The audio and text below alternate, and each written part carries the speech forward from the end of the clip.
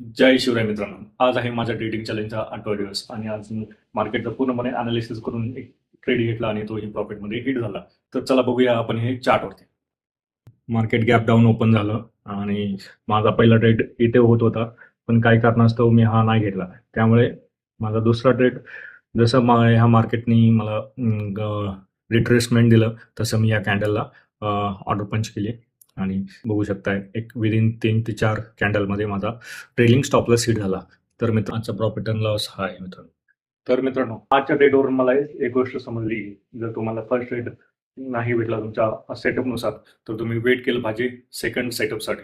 जसं मार्केट तुम्हाला रिट्रेसमेंट देईल तसं तुम्ही सेकंड ट्रेडमध्ये एंट्री घेऊ शकताय आणि जर तुमचं सेटअप आणि माइंडसेट आणि तुम्ही अनालिसिस केलेला ट्रेड जर प्रॉपर निघाला तर तो प्रॉफिटमध्ये हिट होऊ शकतो.